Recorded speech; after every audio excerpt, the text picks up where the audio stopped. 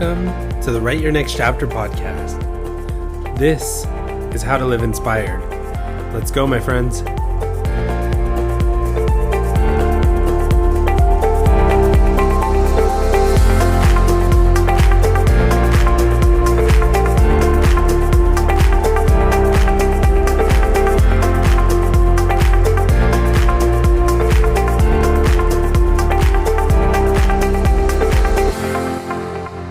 We're so excited you could join us again. I think back to when the idea of Write Your Next Chapter first entered my head. I wanted to bring color and vibrancy into other people's lives. When we teamed up to create this podcast, we knew we could bring together heartfelt stories, motivational talks, and so much intention to inspire others joining us on this journey. Yep, we just wanted to give you a small glimpse into living your best life, or just that nudge you needed to start thinking about your next chapter. Now, let's get on to today's episode.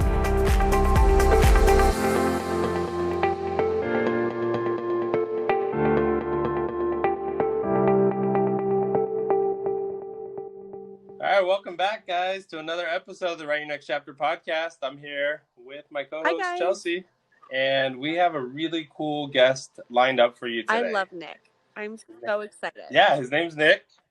This dude has been all over social media, built his own business. We're not going to give away all the details here, but built his own business at the age of 14. Isn't that crazy? The coolest part, he bought his first car, and a luxury car at that, before he even had a license. That's how profitable he was. Yeah, I was blown away by this kid's story, right? Yeah. I mean, if you don't leave today's episode inspired, I don't know what's going to inspire you after this, right? The amount of business knowledge he has at such a young age, because I believe he's like 18 now, is absolutely incredible. If you didn't know that that's how young he was, you would never have guessed. So I'm very excited for you guys to hear about his story. Yeah, I remember coming across him and we were chatting, and the more he kept telling me about what he was just infatuated with growing a business, building a business, getting customers, and truly making a customer's day. Like, I was blown away with this. I was like, who are you? Because I was not thinking about that stuff when I was his age, and to me that's a wealth of absolutely knowledge. Not. I definitely was not focused on that. All right, but before we get started, we have a lot of listeners that always ask us how we go about making this app. I know, and it's so easy. I mean, we use this free app called Anchor. And we can do all of our editing on here. We record on here. It's super easy to have our guests call in from anywhere they are across the country. I absolutely love this platform. Yeah, I mean, I'm able to, like you said, edit on the app or on the computer. Yes, I do the editing. Chelsea, not tech savvy. Not so good at editing. You can add a sponsorship to it. And just head over to anchor.fm or download the app on any app store and get started. All right, so let's get back to our next guest.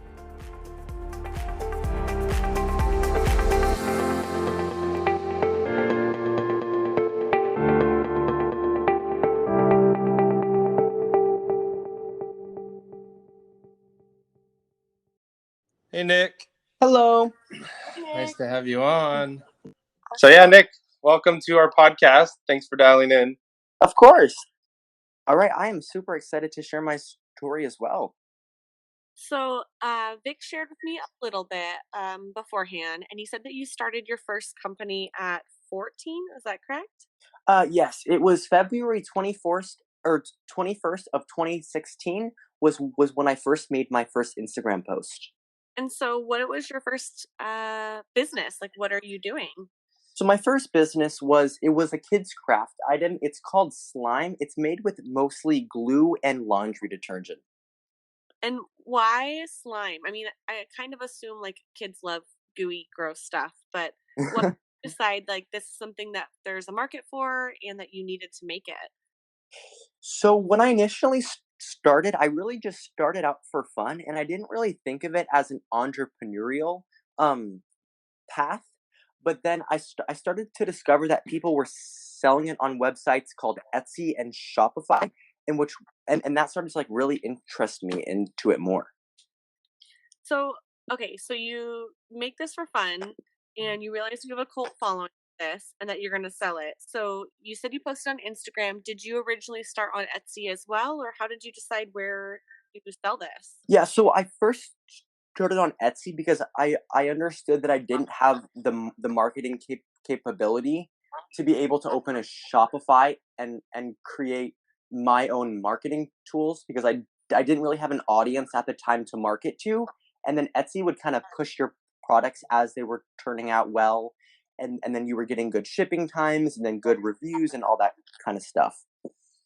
So I'm pretty sure people listening to this like have been on YouTube, have been on TikTok, they've seen the slime world.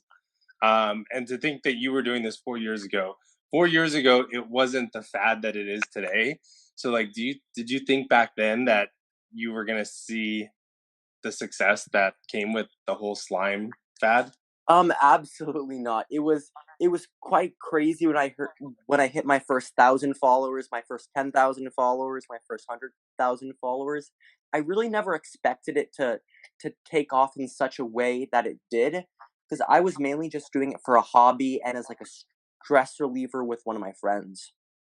Yeah, I mean, there was stores like Staples selling out of Elmer's glue by the gallons and the Oh, tubs yeah, I was just a year or two ago, right? yeah, it was crazy. I had to go to Walmart and I had to every time they would have glue, I would buy hundreds and hundreds of gallons almost a week.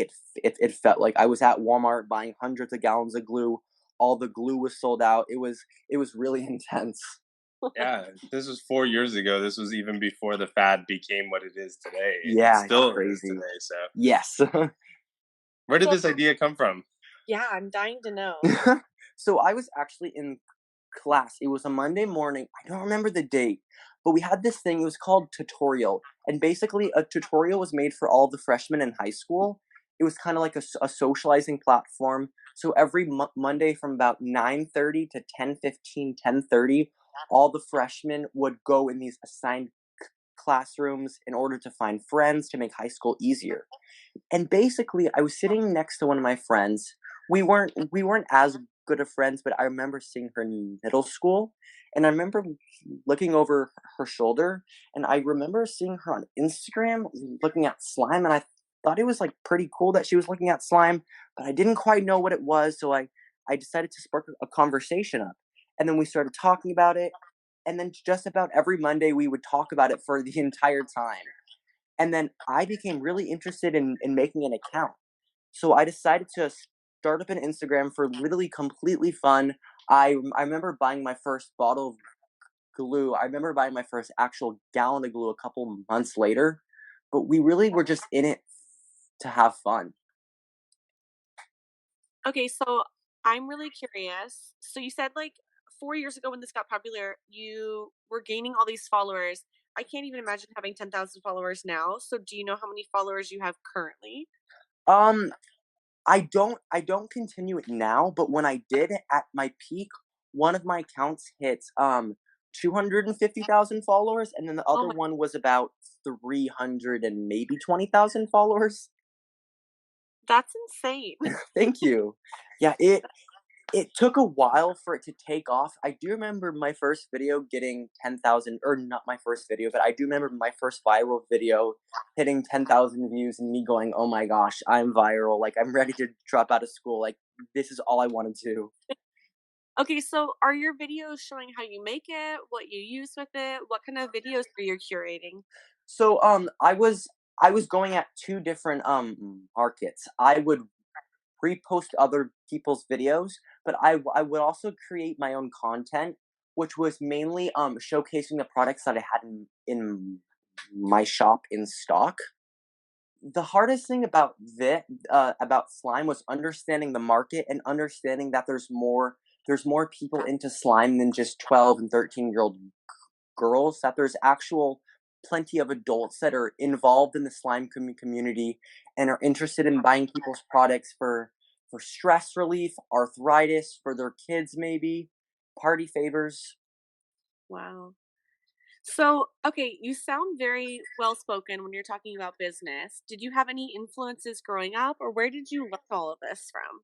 Um, so I've always had like an entrepreneurial hook on life. So I was always doing the lemonade stands on garage sale day. I would be up at 4 o'clock in the morning, ready to just sell some random stuff around my house.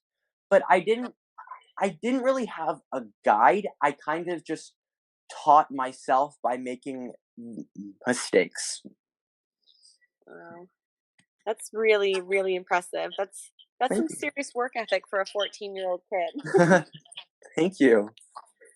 So, what is next for you with business? Do you have a new plan or a new business structure that you're going after? Yeah, so actually just about 7 or 8 days ago, it might have been 9 days ago, I decided to open up an eBay account. Which well I've actually been looking into it for a couple months now, but I just opened the eBay account and because I just started to get a shipment in from China. And the first product that I bought was they're these vacuum pore cleaners. I was able to get 600 and something of them for, I think the unit price was about $2 per unit, but I saw them selling on eBay for about 20 to $26. And then I was able to post all of those, and then to my surprise, I was completely sold out of every single pore cleaner that I bought in about 4 or 5 days. Wow. That's Phenomenal. I know impressive. it's really insane So how I mean, this is definitely a new fad going on right now in terms of building your own business and using specific websites. And I mean, we'd be on here all day mentioning all those websites in which you can buy in bulk and at yeah. lower prices. What do you think's the secret in choosing the right products so that you know that they sell and you're not stuck with the inventory? Or I know that there's some websites where you don't even need to have inventory. Yes. It's called drop shipping. Drop shipping, It's yeah. amazing, right? Yeah. So yeah. So what's the secret in?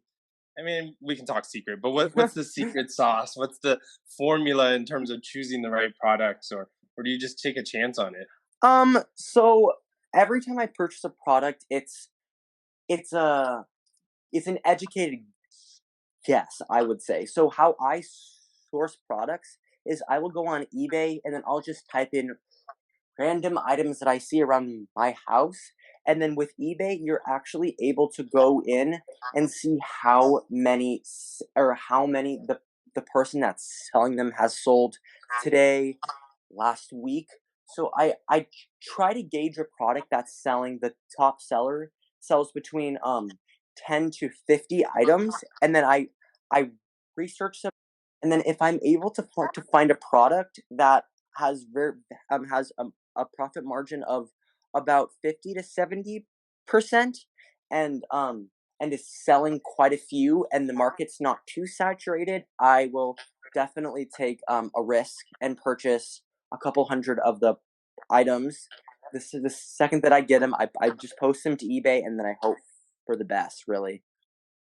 Incredible. I mean, what you're just saying right now at the age of 18, and there's people that go into their 30s and 40s and don't know what margin is, and so you're speaking volumes in terms of the business world, and it's phenomenal Thank you. the work that you're already doing. Thank you. Yeah, so once I started to get big up on slime when I was probably about 15, it took about a year for it to really catch up and start to gain traffic. But I had to go to a lawyer and I had to file for an LLC. And an LLC stands for a limited liability corporation. So what that does is, in the eyes of the law, it acts as a person. So let's say let's say I got sued for a kid eating slime. I wouldn't be sued as Nicholas. My LLC would be sued. So all the funds and all the products could be seized from my company, but me as a person and my parents weren't liable. Yeah, it was a very important step to like cover me and my family up. So, when you did that really make your business feel like, okay, I actually have like a real legitimate thing because you're having to talk to lawyers and file all this? Is that kind of like the moment when you're like, wow, this is a real business? Yeah, I would say that's about the time where I was like, I have actually created something that people enjoy using. I've created a stress relieving product. So I would definitely say yes, that was the turning point where it went from just a thing that maybe I sell a couple a week to I can really make some money, I can really impact some people's lives, and I can really move some product. So how does it feel to be your own boss and like make your own hours? Is it kind of cool? Yes. That is it's definitely been a very easygoing thing, but I always try to overachieve. So my shipping times on my website end up being 2 to 3 days, but in reality, it ends up being maybe 1 day, maybe 1 day and a half. It really just depends. But the best advice I would give is to ship out orders as fast as possible. Well, being a consumer, and given that we've been in this pandemic and stuck at home, I've been ordering a lot online. So I love that advice and I wish more companies would do that. Okay, so when you filed all your paperwork and you are now this business owner and you're realizing that this is a legitimate thing and you're making money, did you go out and buy anything super fun or what was like your big splurge? So it I didn't really spend honestly a dollar until I was done with slime because I didn't want to blow all my money. I didn't want to waste it all and not be able to reinvest it if something new came up. But once slime was kind of over, I liquidated my company. I sold off all my assets, all that kind of stuff. I went out and then I purchased a Tesla. Wow. Okay, so when you bought wait, when you bought your car, were you have a license yet? Um, I believe I still had my permit when I pressed pay online, but I think by the time it actually arrives, I think I had my license. Can we just take a moment to like let that sink in? So you didn't even have a license, but you had already owned your own business and done so well successfully with that that you could buy yourself not just one car. Like that's a pretty amazing first car. Yeah, it's it's crazy because when I'm driving it around, I feel so fortunate to be able to drive such a luxury car, but I do get a lot of stares like, "Ugh, his parents paid for it." Ugh, you know? That Oh, must there's a phenomenal sense of pride that comes with that. Yeah, it's I really, really enjoy my Tesla just because I'm able to save a lot of money on gas. I'm able to help the environment, and it was honestly the best move I could have possibly done because it is an extremely safe car to be in. I always feel very safe driving it around as well. Yeah, I'm a firm believer that when you work hard for something, you value and cherish the things that come out of it, whether they're materialistic or relationships or anything Hmm. that comes out of it. But I'm a firm believer that once you go through those motions of making your own money and paying your own bills and striving to achieve a certain goal, like whatever that outcome is, you have such a higher sense of pride. And I think you had a moment where you got to experience that just firsthand, and that's phenomenal. Yeah, it was great because with Tesla, once you place the order online, they deliver the car to your door. So I remember being outside and seeing my car being driven up. I was like, "Oh my gosh, it's finally here. The thing that I've been looking forward to and working so hard for is finally here." what did your parents say when all of this happened? In the beginning, my parents were, you know what, go for it, have a good time, just make sure you focus on school. But when I started to pick up on traction and orders started to slowly pick up, they started they started coming to the realization that this is something huge and I'm impacting a lot of lives. And then they really started to significantly support me, even though that they supported me from day one. They were really just like really on board with it. So, how important do you think having a brand or a product is when it comes to impacting other people's lives? Do you think there's a difference between having a product and it's a product, right? Someone just buys it Yeah. versus a product that makes an impact, and that impact could be small or large. But do you believe that there's a difference in terms of how someone's business is going to progress? In one bucket versus the other, if it's making an impact or it's not. 100%. I'm a firm believer on really delivering an experience rather than just a product, because I ended up spending a lot of money on my shipping, because I got a bunch of fun mailers, I did stickers, I gave candy, I gave a bunch of different things to make it an experience rather than just a product, in hopes people would come back and look forward to my package being delivered to their house.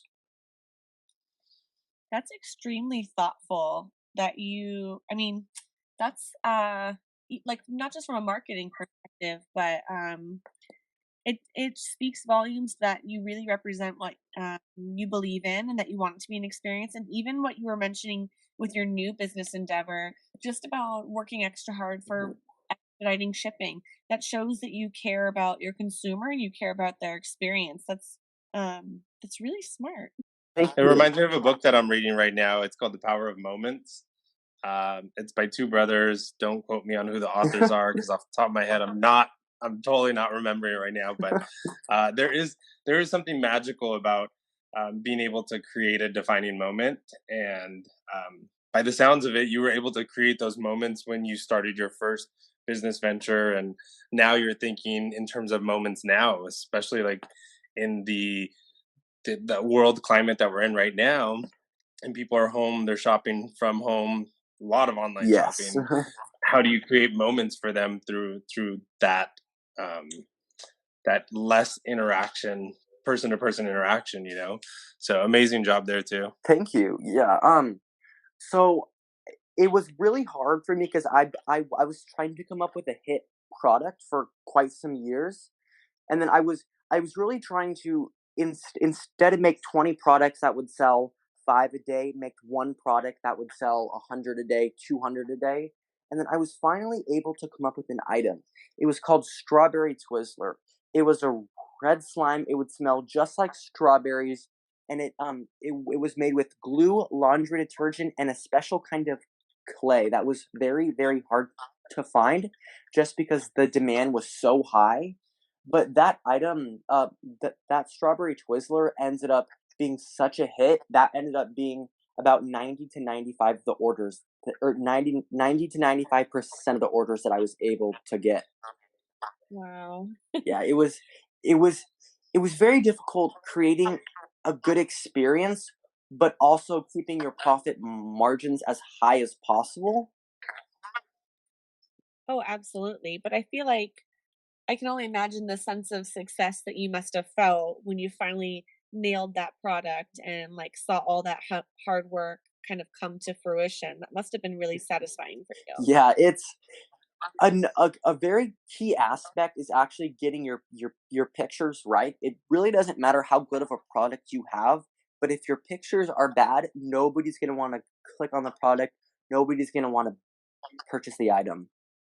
It's good advice. Yeah, good advice. Definitely. So for those of our listeners who maybe don't know what um, gross margin is, or margin in general, or any of these business words that we're throwing out there, do you want to give us a quick just glimpse into what you're referring to when you're talking about margin in regards to slime, for example? Yeah. So what a margin is, the best way that I can describe a margin is, if I spend $5 on a product and I'm able to get $10 back even, my profit margin is $5, which is 50%, which overall is a very, very high profit margin. Unless you're able to find like a really good product, you're only going to be able to get around 10 to 20% profit margins. Yeah, this goes back to those days of watching Shark Tank, and them asking the hard questions about what their profit margin is, Yeah. and all that stuff. Yeah. Yes. I have a Yeah. Shark Tank would have loved you. Actually, speaking about Shark Tank, I was reached out by a couple of their producers, and they wanted to do an interview to see if I wanted to come on the show. A couple. Well, what did you say? I kindly declined the offer, just because I it was towards the end of my experience, and I kind of knew that the market was starting to run out, the fad was running out, and there really wasn't any specific thing that I could have done with the money that I wasn't doing before. I mean, these are like giants in the business world, right? Yeah. So I'm sure that they probably don't get declined very often. But that's so insightful of you that you weren't like starstruck by them or anything like that, and you really realized where your market was going, hmm and you were those decisions, and it kind of makes your success even that much more sweeter knowing you did it on your own. Thank you. Uh, so okay, I know that you have had this successful company and you're moving on to your next business venture. And from speaking to you, it's probably really hard for everyone listening to remember that you are so young. So while I don't think it sounds like you need college, do you have any college aspirations or Yes. what's next? So I've actually not stopped school. The only change in school I've done is I went from public high school to online school, which really allowed me to work on my schedule and to put in the hours at school when I was able to, rather than being on like the school's schedule. But actually, I've been recently been doing college and high school at the same time, so I have a pretty big jump start into college. Because You have a break though because you're working full time and now you're doing high school and college. What do you what do you do for fun? it's really strange, but I really enjoy making money and making people's days better. So Wow. it was enough. The reward was enough for me to keep doing it and putting in the hard hours, but to see the reviews of like the happy customers, everybody satisfied, it was really worth the effort. So yeah, I also plan on getting a degree in business administration, which is of the overall aspect of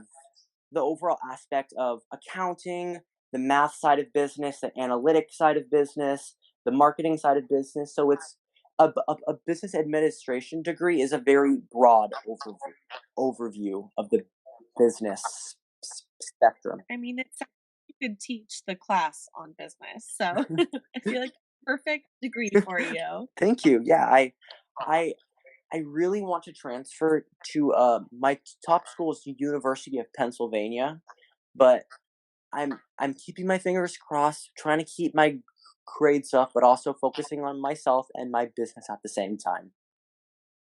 So, if you got into your dream school, would you continue your business on the side as well? Would you put it away for a while you focus on school? What does that look like for you? How I personally see it, it really depends on the situation, but I personally think I would tune it down just because I think I would have I think I would gain a lot more powerful knowledge within like the 2 to 3 years I would be spending at a university, and I really think I'd be able to um market to my market even better, and I really think it would be overall beneficial to me to focus on school and really comprehend the tactics and strategies that I'm being taught. That is like every parent's dream that they wish that their kids would say that. Your parents must just love that you're very school minded, very business minded. Yeah, That they've always been very supportive on every move that I did. It was it was definitely an interesting topic. Bringing up to them that I wanted to buy a Tesla at the age of 16, but once we ran the numbers, really thought it out, it was a very good investment for me. So speaking of investments, you have money generated. Have you invested money? Have you thought about investing money? Walk us through what that looks like. Yeah, so I'm currently invested in the stock market, but the subdivision of it is called trading options. So I put some money away to trade options as kind of a side thing that I really enjoy doing, but it makes me a little bit of money. Yeah, you got to keep a portfolio, definitely. Yeah. The really cool thing about trading options, well, I'll start off with the stock market. So when you trade in the stock market, you're very limited to either buy or sell. You either say you want the market to go up or down, But the amazing thing about trading options is you can modify the trade in order to in order to increase your percentage of making money. So, a very common tactic when trading options is called trading sideways. And when you trade sideways, you basically say, I don't want this stock to hit a certain, or I don't want this stock to go over a certain amount or go under a certain amount. But if it stays in between, then I will make money. But if it starts to go up too high and it breaks the threshold, I will start losing money. Or if the stock jumps down too low, I will start losing money as well. So how much time is invested in really having to gauge or set those limits or define certain criteria? Is it a lot of time invested in that? Or do you really just allow your money to continue to make money I for you? don't invest a ton of time. It's more of a way to create a passive flow of income and make my income more steady. I would rather have 5 different sources of income that are steady than one unsteady one that's making me a lot. Just because if one of them ends up crashing and burning, I still have the other outlets. So smart. I mean, that's one of the first things they teach you in business is expand that portfolio. Don't put all your money into one Yeah. basket. So you definitely learned that at an early age. You have you have the luxury of time too, so you really can play the long game with a lot of your investments. Just because you started at such a young age, there's no rush. You're not going close to retirement and worried about it, anything like that. I mean, you have like such an opportunity with what you're doing because of the age that you started in.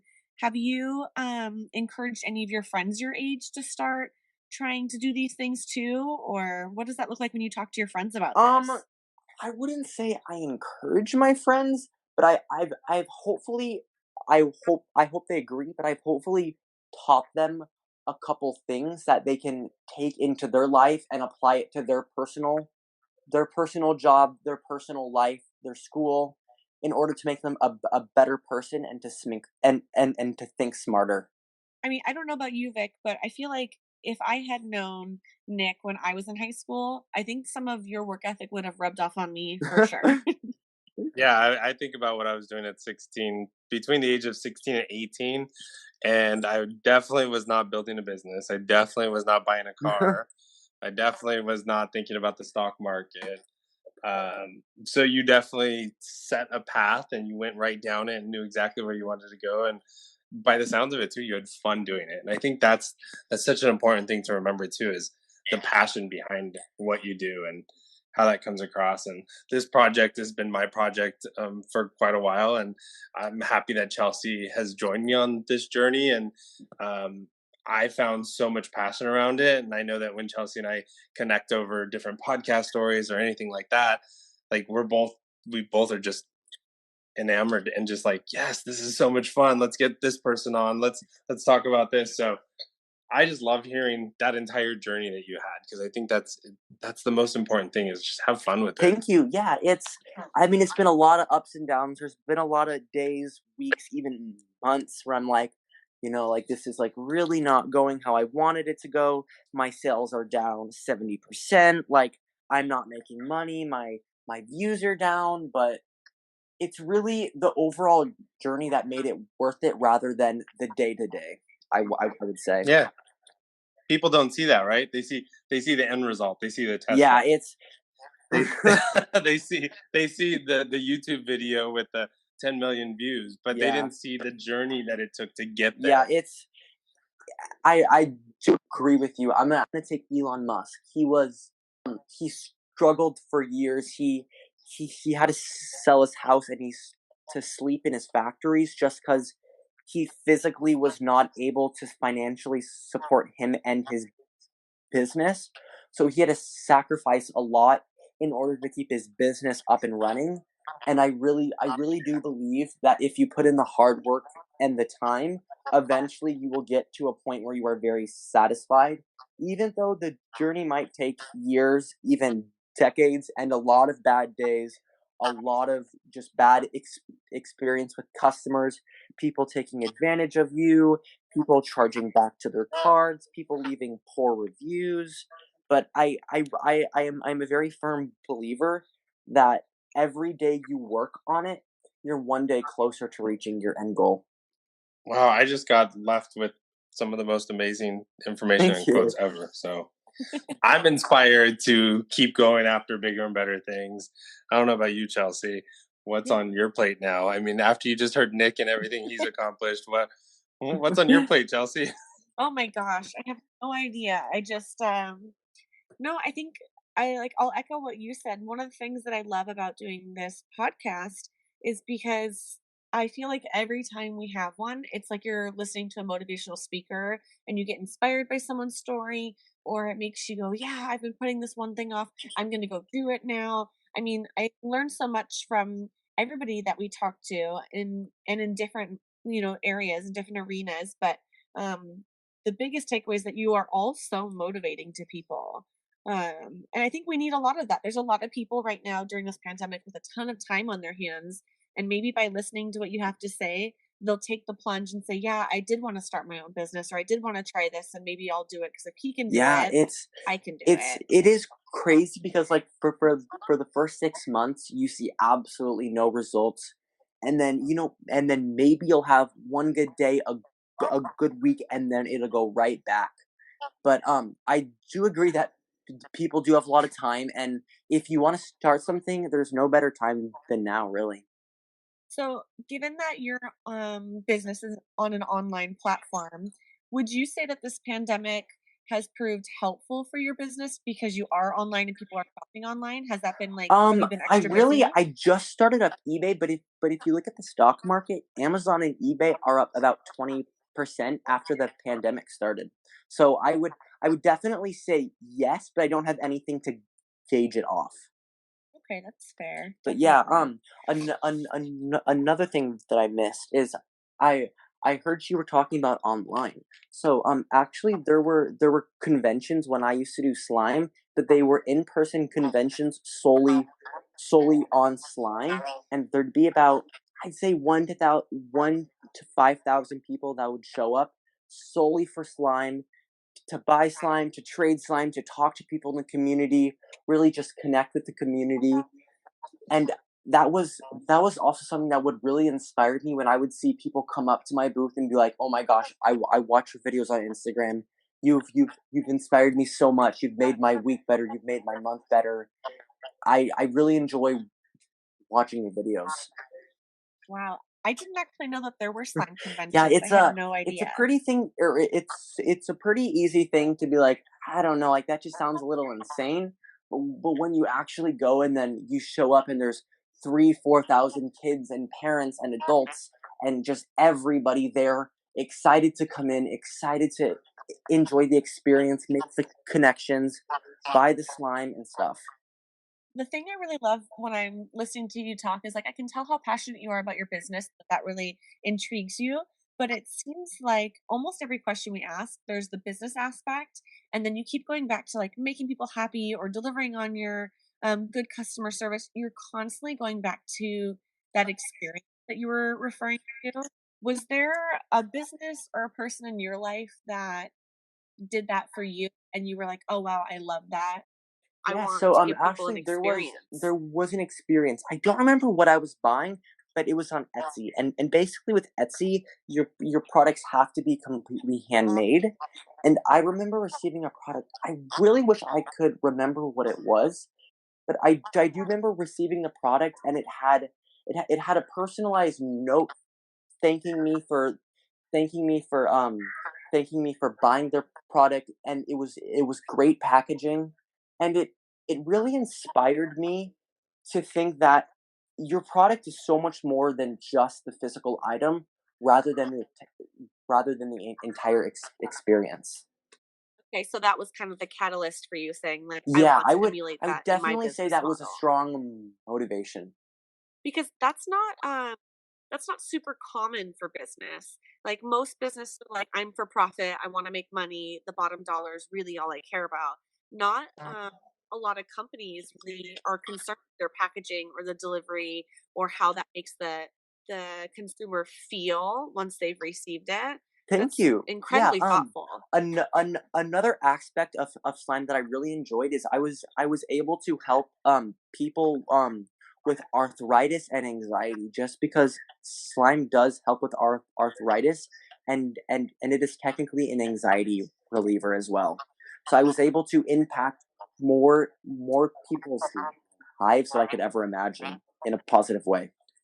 Wow, that's really neat. I actually, yeah, I mean, I will admit that I'm not the most educated in the slime world. I did questions, and I always just kind of assumed it was mostly like for kids to play with, and I really had no idea that there were other benefits to it.